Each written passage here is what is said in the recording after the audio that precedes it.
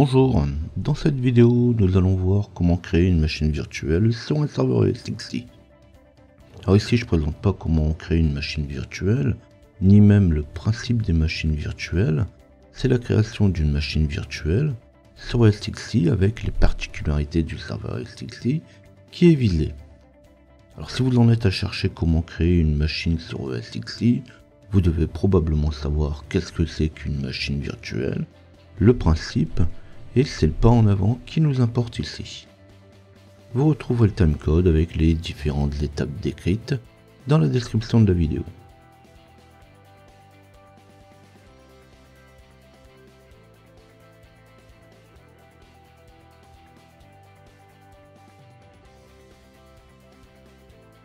Lors de ma vidéo précédente, j'ai expliqué comment configurer le serveur ESXi. Aujourd'hui, je peux donc passer directement à la création d'une VM. Pour les options de configuration du serveur, comme les banques de données par exemple, je vous invite à voir cette vidéo. Comme toutes les bases de ESXi sont déjà connues, j'ouvre un navigateur web en HTTPS, je tape l'adresse du serveur dans la barre d'adresse et je me connecte. Puis, quand je suis dans l'interface de gestion du système, je vais directement me diriger vers la gestion des machines virtuelles. Comme l'objectif est de voir comment créer une machine, je vais donc choisir créer ou enregistrer une machine virtuelle.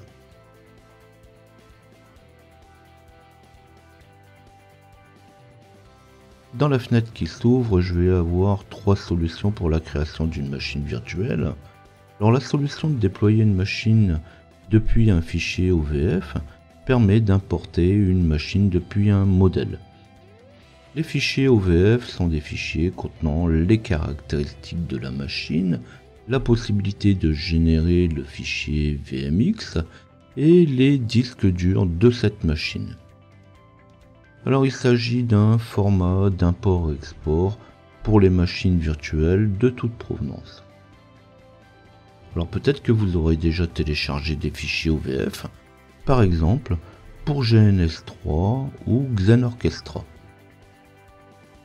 Donc je ne parlerai pas plus de ces machines, il suffit juste d'importer. Reste donc le choix de créer une nouvelle machine et enregistrer une machine existante. Pour l'enregistrement d'une machine, il suffira de naviguer au travers des banques de données, puis de sélectionner une machine non enregistrée. Alors cette méthode sera vue dans une prochaine vidéo. J'y traiterai la manière de cloner une VM sans vCenter.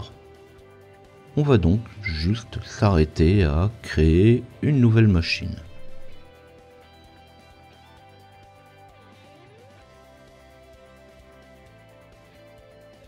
Je vais passer assez vite sur les opérations classiques de la création de la machine. Ce qui nous intéresse, c'est pas les points classiques, mais bien les particularités propres au serveur ESXi. Dans le champ nom, je vais y mettre le nom de la machine virtuelle. Pour la seconde étape de la création, rien de spécial.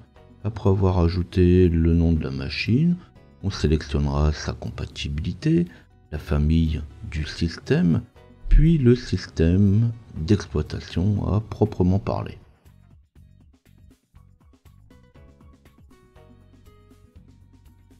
Puis on passe au stockage. Alors ici on va retrouver la première particularité de la VM, c'est son emplacement où elle va être stockée.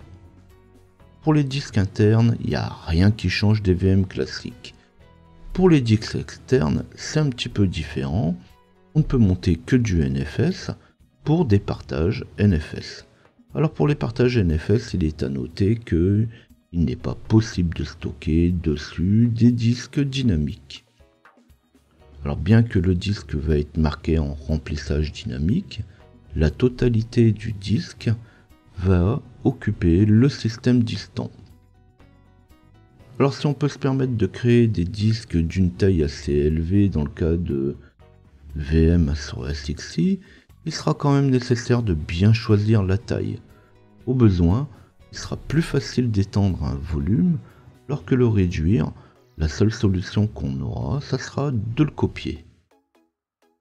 Il est donc important de faire le bon choix d'emplacement de stockage, d'autant que localement, les performances sont généralement meilleures. Quand ça sera fait, on pourra alors passer à la suite.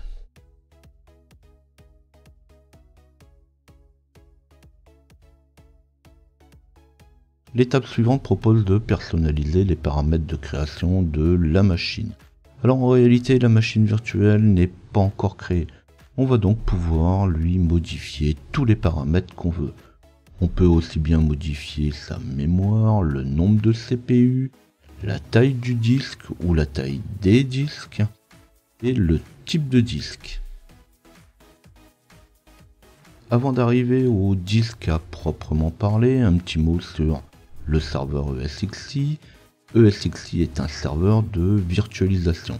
Il n'est pas rare d'y mettre beaucoup de machines en place, mais il n'est pas rare non plus d'en faire fonctionner beaucoup, voire toutes les machines en même temps. Alors il va être possible d'y définir le nombre de parts. Alors le terme part est plutôt complexe à comprendre. Je vais l'appeler un petit peu différemment, je vais l'appeler plutôt priorité. Par défaut, le taux de priorité d'une machine est de 1000. Deux machines à 1000 ont la même priorité. Si j'ai une machine à 500 et une autre à 1000, la machine à 500 aura une priorité plus faible qu'à 1000. Donc pour deux machines, l'une à 1000 et l'autre à 500, pour 1500 opérations du ou des microprocesseurs, 1000 seront passées à la première et 500 à la seconde. Dans le cas d'une occupation à 100% du CPU, la première ira 2 fois plus vite que la seconde. Une autre particularité qui change sur serveur, c'est l'approvisionnement du disque. Ici on trouve trois possibilités.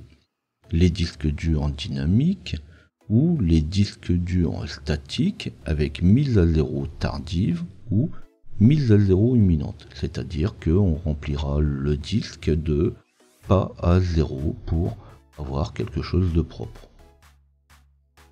Alors ceux qui ont déjà installé des machines savent qu'un disque dur dynamique ne prendra comme place que le nécessaire au système d'exploitation qu'on va mettre dessus. Alors qu'un disque statique occupera toute la place du disque virtuel, avec une mise à zéro tout de suite ou une mise à zéro plus tard.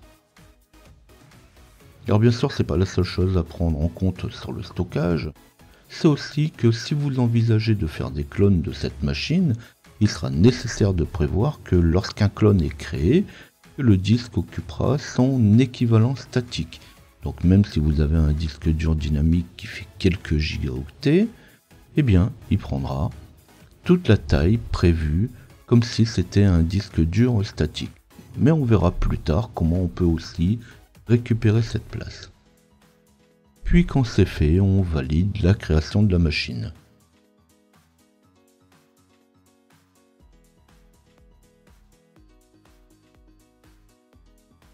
Lorsque la machine est créée, elle sera ajoutée automatiquement à l'inventaire.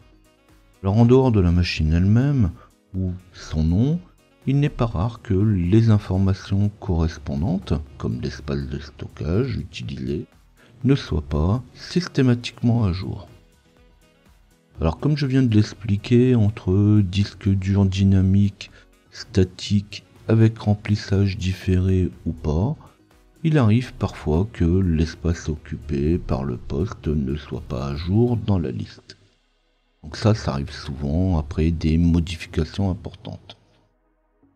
Alors inutile de chercher, dans les quelques heures qui suivent, au pire, ces informations seront mises à jour. Sur internet, on va voir que certains préconisent de retirer et remettre la machine ensuite dans l'inventaire. Alors ça, c'est quand on est pressé. Une autre solution moins radicale pourrait être tout simplement d'aller voir dans la banque de données combien d'espace elle occupe. Mais ça reste encore une question d'affichage. Alors le stockage dynamique, c'est bien pour une utilisation de test. En production, on préférera toujours le stockage statique. Le stockage statique est plus performant, mais réserve aussi moins de surprises.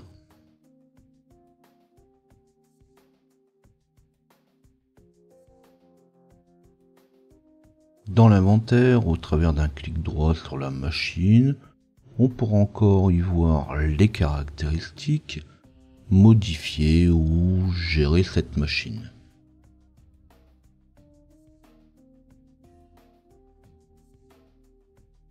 Quand on en a fait le tour, on va pouvoir sélectionner la machine. Alors à l'ouverture de la fenêtre, vous pourrez récupérer de manière détaillée toutes les informations lui correspondant.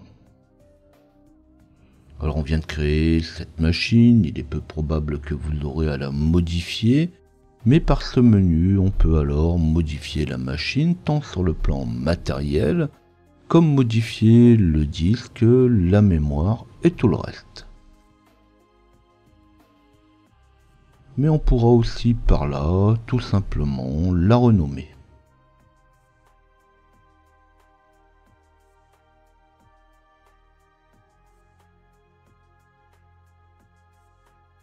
Cette fois on en a fait le tour, on va pouvoir lancer la machine et notamment lancer son installation. Alors comme toutes les VM, il faudra bien entendu l'installer avant de pouvoir l'utiliser. Pour la lancer, il vous suffira de cliquer sur l'image de la console ou cliquer sur le lien de mise sous tension. Dans les dernières versions de SXI, tout peut être fait depuis l'interface web. Alors certains navigateurs fonctionnent mieux que d'autres, mais là je vous laisse trouver celui qui vous conviendra le mieux. Comme toutes les VM, pour procéder à son installation, il faudra avoir inséré le CD ou DVD d'installation dans le lecteur virtuel. Le support d'installation sera généralement pris dans une des banques de données qu'on aura eu soin de monter avant et, comme ici, de l'approvisionner de fichiers ISO en vue des différentes installations.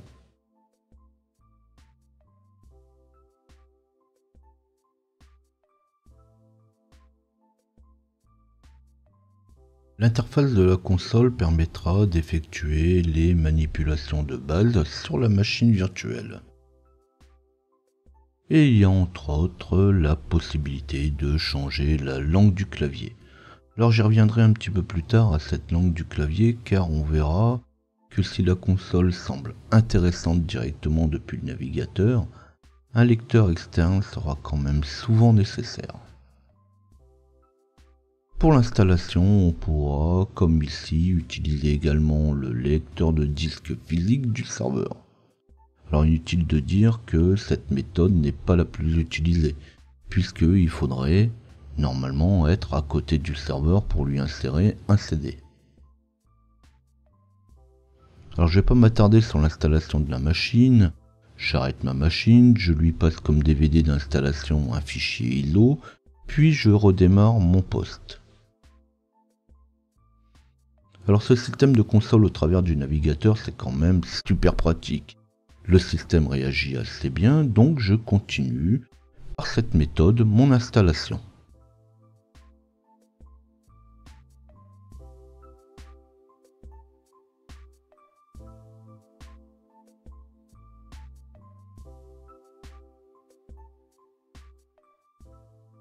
Bon, ça serait trop beau s'il n'y avait pas de soucis.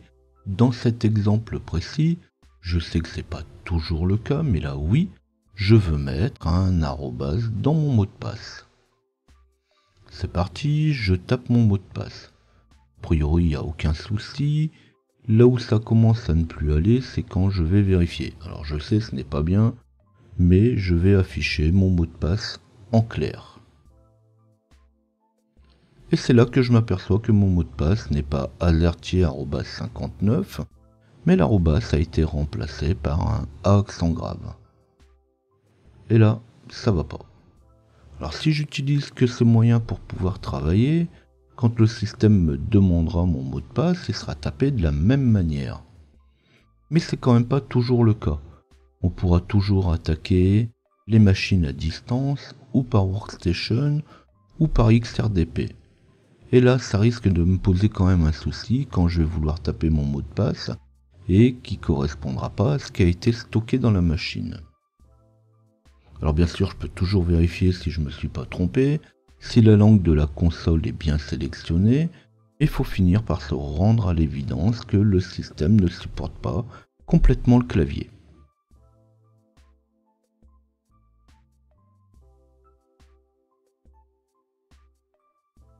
Alors on pourrait très bien continuer comme ça, mais on va voir qu'il y a quand même une solution. C'est de passer par la console distante ou VMRC. Alors VMRC n'est pas indispensable dès lors que sur votre machine est déjà installé VMware Player ou Workstation. En sélectionnant la console distante, il sera proposé d'utiliser l'un des deux si l'un des deux est installé. Si vous n'avez ni l'un ni l'autre, on pourra télécharger la console VMRC, donc sur le site de VMware, et là, elle va se comporter tout comme VMware Player. L'avantage de la console VMRC, c'est quand même sa taille. Le fichier fait à peine quelques dizaines de mégaoctets. Et là, quand VMware Player ou VMRC sera lancé, on n'y rencontrera plus ces soucis de clavier. Malheureusement, pour l'utilisation des machines virtuelles, on sera encore contraint d'utiliser un petit client. Ce souci réglé, il ne reste plus qu'à installer la machine virtuelle. Là, comme je le disais tout à l'heure, je ne vais pas m'y attarder, l'installation d'une VM, ça ne devrait pas vous gêner, je passe assez vite là-dessus.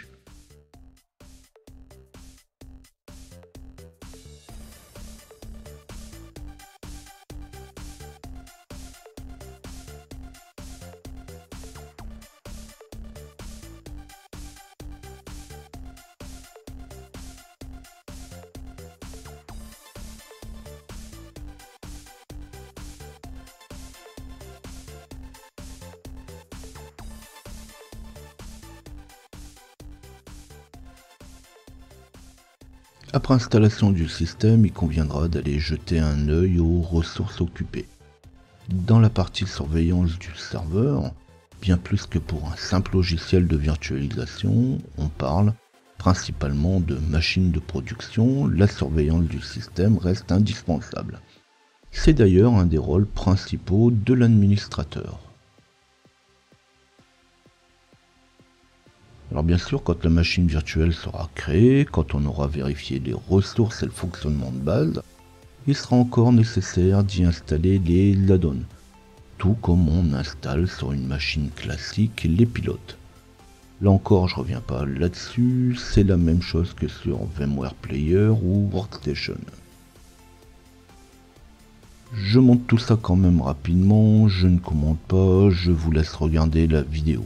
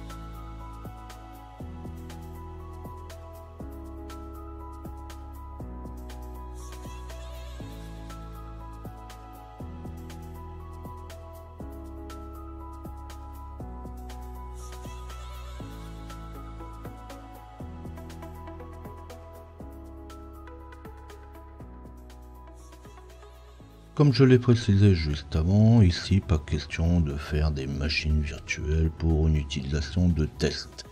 Généralement, l'utilisation de SXI est dans le cadre de la production. Outre les options classiques d'utilisation, au travers du clic droit, on pourra accéder au snapshot. Alors un snapshot est une espèce de photographie d'un système à un instant donné, ce qui permet de restaurer rapidement un système. Alors on pourrait très bien considérer un snapshot comme une sauvegarde, mais il n'y a pas la sauvegarde du serveur à proprement parler. Alors je faisais la remarque au cours de la vidéo sur l'utilisation des disques et je précisais que l'affichage de l'espace utilisé pour une machine n'est pas toujours d'actualité. Alors on va noter au passage qu'après la création d'un snapshot, l'espace occupé indiqué pour la machine virtuelle correspond à celui occupé par le snapshot lui-même. D'où toujours cette importance de surveiller le serveur.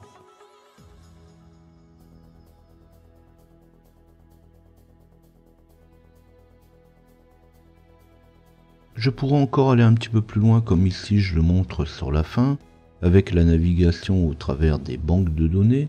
Alors c'est pas faute de le répéter, le serveur ESXi présente beaucoup de fonctionnalités qu'il est compliqué de faire le tour, même en plusieurs vidéos. Alors il conviendra alors à chacun d'aller un petit peu plus loin dans la démarche, suivant ses besoins. La création d'une machine sur serveur ESXi ne présente pas de difficultés supplémentaires à celles sur un système comme VMware Workstation, VMware Player ou encore VirtualBox. Mais convient d'être toujours conscient que chaque système a ses particularités et de les prendre en compte. Mes futures vidéos sur ESXi présenteront comment utiliser le service SSH, comment cloner et gérer les disques virtuels du système. Si vous désirez être mis au courant de la mise en ligne de ces vidéos ou retrouver toutes celles qui le sont déjà, n'hésitez pas à vous abonner à la chaîne. Vous pouvez aussi retrouver des centaines de documents sur mon site, alors pour ça il vous suffit de flasher le QR code ou taper LJP Info dans votre moteur de recherche préféré. Suivant que cette vidéo vous aura intéressé, pensez à donner un petit coup de pouce. N'hésitez pas non plus à laisser des commentaires. Alors je sais qu'il n'est pas toujours possible de faire le tour de tout. N'hésitez pas alors à poser vos questions. À bientôt.